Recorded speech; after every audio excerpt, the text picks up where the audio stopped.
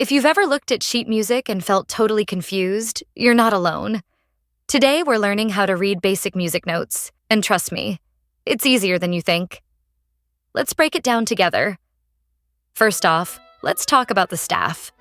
A staff is made up of 5 horizontal lines. You'll see notes placed on these lines or in the spaces between them. This is where the magic happens.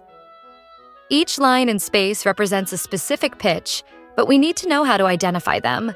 That's where clefs come in. Let's start with the treble clef.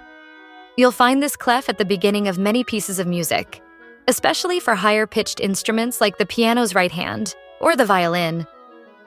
The lines of the treble clef represent the notes E, G, B, D, F from bottom to top. A simple way to remember that is the phrase, "Every good boy does fine." The spaces between the lines represent F, A, C, E, which is easy to remember because it spells out face. With these simple mnemonics, you can already read the basics of the treble clef. Next, let's discuss about the bass clef. This one's used for lower-pitched instruments like the left hand on the piano or the bass guitar. The lines in the bass clef are G, B, D, F, A from bottom to top.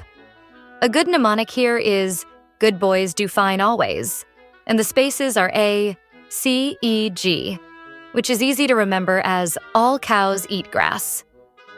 Now you've got both clefs covered, one for high notes, one for low. So let's dive into the actual notes. A note's position on the staff tells us which pitch it represents. If a note is on a line, it corresponds to the line's pitch. If it's in a space, it matches the space's pitch. For example, in the treble clef, the note on the bottom line is E, and the note in the second space from the bottom is A. It's just a matter of memorizing these positions. Don't worry, it gets easier the more you practice. Now, we'll learn how long to hold a note. This is where the note values come in. A whole note gets 4 beats, a half note gets 2 beats, and a quarter note gets 1 beat. And don't forget about rests. These are just as important as notes, and they tell you when to stay quiet. A whole rest gets 4 beats of silence, and a half rest gets 2. Now, we will put all we've learned together. Here's a simple piece of sheet music.